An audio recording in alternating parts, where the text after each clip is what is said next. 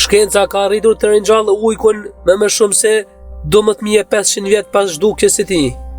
Kolosal Biosciences ka prodhuar me sukses 3 këlysh ujku nga kjo kafshë e zhdukur, një moment historik i vërtet shkencor. Kjo është arritur duke përdorur inxhinieri gjenetike të aftë dhe ADN e ruajtur të lashtë nga fosilës midis 19.500 dhe 72.000 vjeçare. Shkencëtarët kolosal dekoduan gjenonim e të tmerrshëm të ujkut, rishkruan kodin gjenetik të zakonshëm të ujkut gri për ta përshtatur atë dhe përdoren qenë shtëpiake si surrogate.